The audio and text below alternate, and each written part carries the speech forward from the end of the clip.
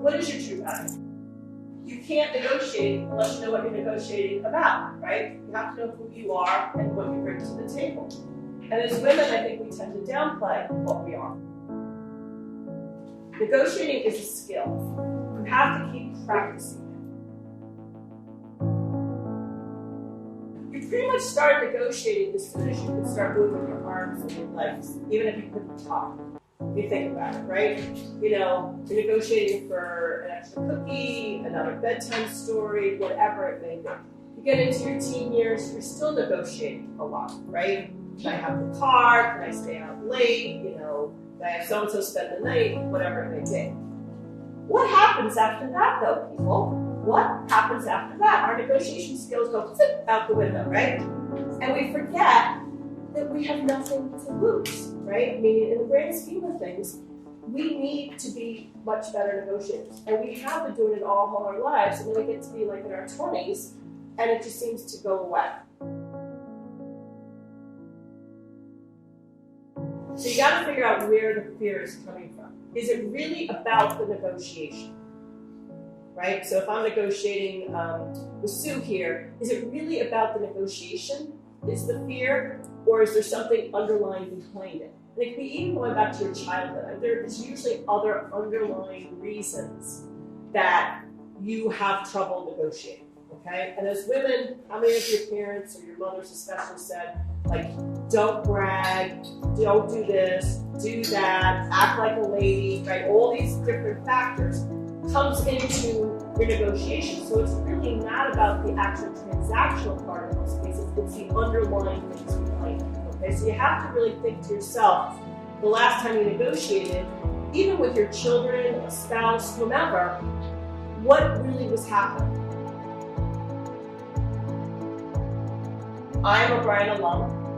I was a business communications major, about 12 of us. I was the first graduate class of business communications majors. And in one of my classes, I still remember it to this day, it was a famous quote. There's no such thing as reality. Reality is what you perceive. Thus, your perception of life is your reality.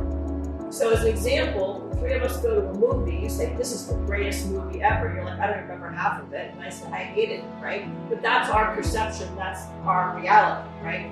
So when people walk into a negotiation, their perception of what's going to happen can be very different from yours. And you got to come into that middle ground. But not only are you dealing with your fear and your anxiety and being nice, but you're dealing with an introvert, you're an extrovert, they have this to do, they're getting pressure from their boss, they're this, and that. So you have two very opposing parties sometimes.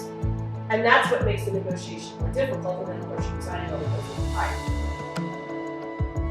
A lot of times we tend to, as women especially, we tend to downplay what we're good at. We don't stand in the room and say, hey, I'm positive, right? We should. We should all walk into our office and go, woo, I'm positive, I'm great, you're all great, right? But we don't do that, right? And a lot of times what we do is we focus on the negative. And the problem is when you go into a negotiation, you're already putting yourself down here and saying this. But the thing is, if someone is negotiating with you, obviously, one, they might have a different perceived value than what you're bringing to the table. But the fact they're talking to you means that they feel that there's a need to talk to you. People don't like to waste their time, especially in today's world. You have a value. You're also an expert. It took me a long time when I first started getting into coaching, considering I've been a recruiter for all these years, that I said to people, I'm a good coach, right? It took me a while to really kind of get over that hump. I kind of downplayed, oh, I'm a coach. What do you do? Oh, I'm an executive recruiter. Okay? But don't we do that, right? It's in a lot of things. And if you're not sure exactly what your value is, talk to past clients. Talk to former bosses. Talk to your colleagues. What do they see in you that maybe you don't see in yourself?